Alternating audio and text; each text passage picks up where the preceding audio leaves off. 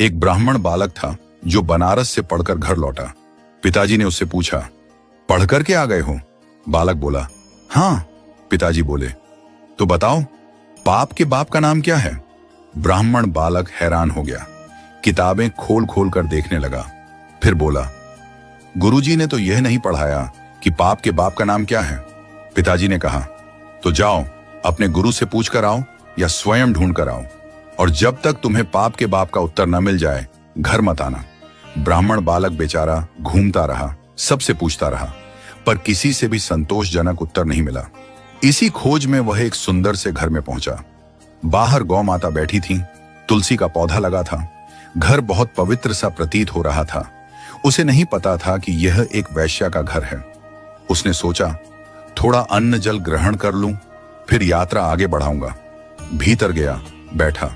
वैश्या ने जल पिलाया। जल पीने के बाद बालक ने पूछा, देवी आप कोई वैष्णव भक्त हैं? आपका नाम क्या है? वैश्या ने हंसते हुए कहा, नहीं, मैं कोई वैष्णव नहीं हूं, मैं इस नगर की एक वैश्या हूं। ये सुनते ही बालक चौंक गया, पानी का गिलास दूर फेंक दिया और घबरा कर बोला, अब तो मुझे गंगा जल में स्नान करना पड़ेगा, कपड़ों सहित नदी में कूदना पड़ेगा। मैंने बहुत बड़ा अपराध कर दिया। पाप के बाप को खोजने निकला था और एक वैश्या के घर का पानी पी लिया। हरे राम राम राम। पुण्य की बात सोचते हुए वह कान पकड़ने लगा और वहां से निकलने लगा। वैश्या ने उसे रोक लिया।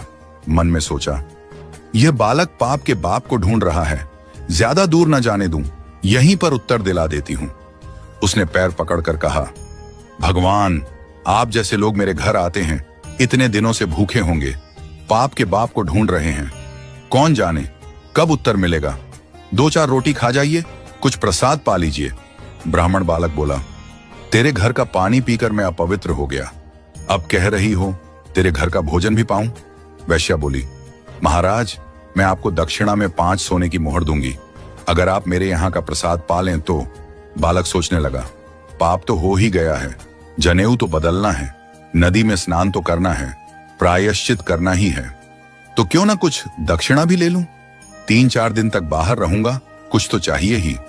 वैश्या ने रोटी बनाकर थाली में रख दी। बालक जैसे ही खाने बैठा, वैश्या ने उसका हाथ पकड़ लिया और बोली, महाराज मेरा मन है कि मैं अपने हाथ से आपको खिला दूं, और यदि आप ऐसा करेंगे तो 5 की जगह 15 सोने की मोहर दक्षिणा में दूंगी। बालक ने कुछ सोचकर मुंह खोल दिया, ठीक है खिला दो। वैश्या ने कौर हाथ में लिया और जैसे ही भोजन देने लगी बोली, महाराज एक बात याद रखना, पिताजी को जाकर कह दीजिएगा, पाप के